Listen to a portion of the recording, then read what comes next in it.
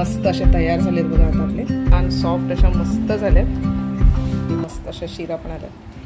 नागपंचमीच्या दिवशी प्रत्येक घरामध्ये काहीतरी गोडाचा पदार्थ हा केला जातो। तसंच आमच्या तळ कोकणामध्ये सुद्धा नागपंचमीच्या दिवशी या पातोळ्या केल्या जातात।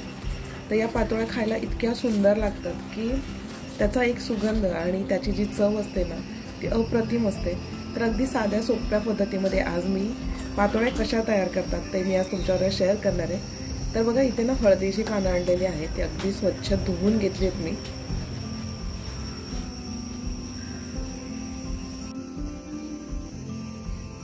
आता ही हळदीची पानं आता मी स्वच्छ धुवून घेतलेत आणि आता याला पुसून काढायचे आणि हे इकडचं जे दांडे असते ते कापून घ्यायचे आणि हे जे पुढचं टोक असतं तर ते पण कापून घ्यायचं। एक टोक घेतलं आणि मी याच्यामध्ये आता पाणी उकळायला ठेवते।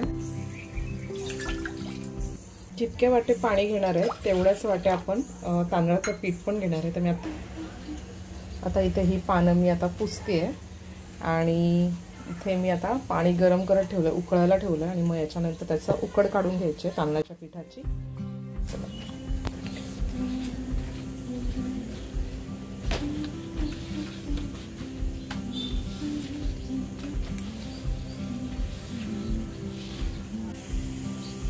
आता ही पानं मी अशी अर्ध्यामध्ये कट करून घेते, कारण पानं खूप मोठी आहेत आणि ती खूपच मोठी आणि मग मी त्याला उकडायला आपल्याला प्रॉब्लेम होईल, त्याच्यासाठी मी असे दोन पान इथून पूर्णच फाटलंय। तर आता याला मी इथून असं कट करते, त्याचा हा देठ आहे तो कट करते आणि हा एवढंच पान मी घेणार आहे, म्हणजे आपल्याला उकडताना जास्त त्रास होणार नाही।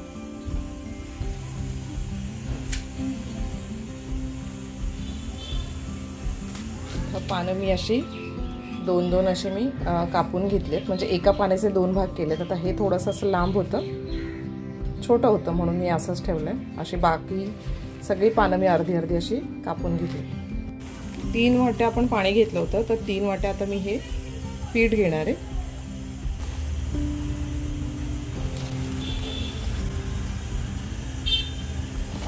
पाणी उकळताना त्याच्यामध्ये तूप घालायचं असतं, तर हे मी आता इथे तूप घालून घेते, म्हणजे पीठ अगदी सॉफ्ट होईल।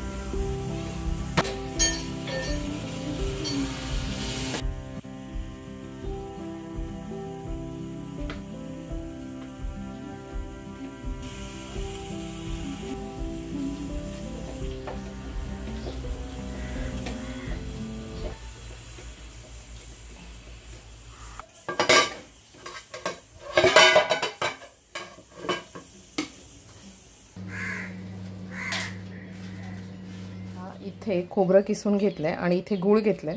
आता गूळ आणि खोबरं हे असं हाताने एकत्र करून घ्यायचं आणि त्यानंतर मग आपण ह्याला थोडंसं गरम करून घेणार आहोत। एक पातेलं ठेवतो आणि याच्यामध्ये आता मी हे गरम करून घेणार। तूप टाकून घेते म्हणजे आपल्या सारणाला चांगली चव येईल।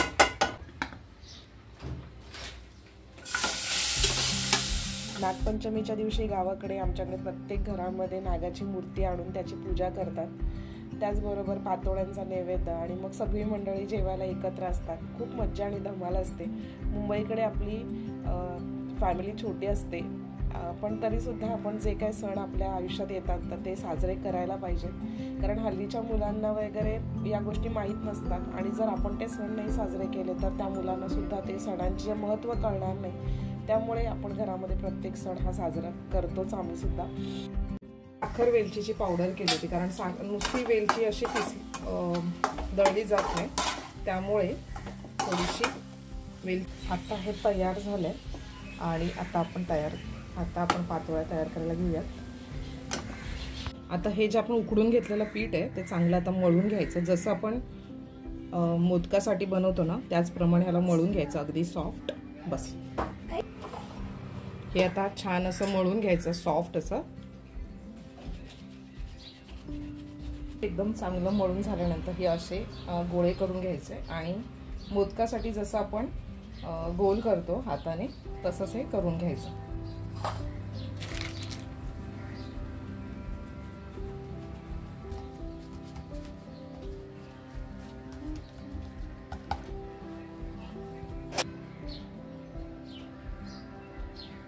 एका साईडला लावायचं आणि हे असं बंद करायचं।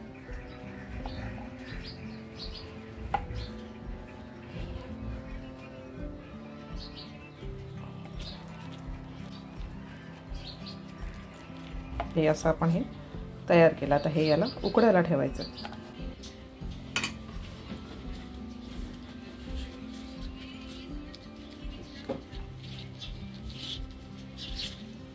ठीक आहे. आता लवकर होण्यासाठी मी आता हा टोप ठेवलाय, त्यामध्ये पाणी ठेवलंय आणि आता वरून हे स्वच्छ असं व्हाईट कापड मी त्याच्यावरती बांधणार आहे आणि मग त्याच्यावरती आपण पातोळ्या ठेवणार आहोत. कापड बांधून घेतलंय सफेदवालं आणि त्याच्यावरती आता मी ठेवणार आहे पातोळ्या.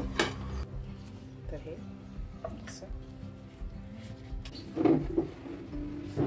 मोदक बनवला होता तर तो पण मी आता ठेवून घेतलाय आणि हे असं मस्त असे ठेवून घेतले. आता चला आता हे वाफवायला ठेवूया. झाकण ठेवून देते थोड्या वेळासाठी. आता मी बनवते. इकडे आता सारण आहे आणि इथे आपण ठेवलेले आहेत. चालू आहे आता काम. बघूया आपण पातोळ्या आपल्या झाल्यात का. मस्त झालेत एकदम बघा आणि शिजले. चला आता आपण काढूया.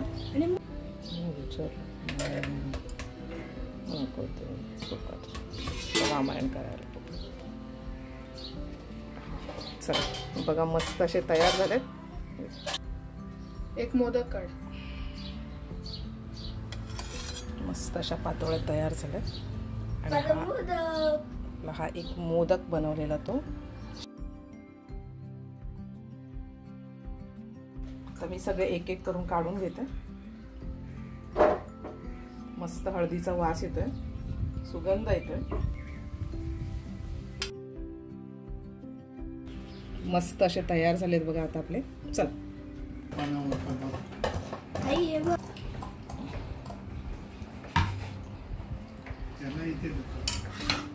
चला तर मंडळी या जेवायला आता.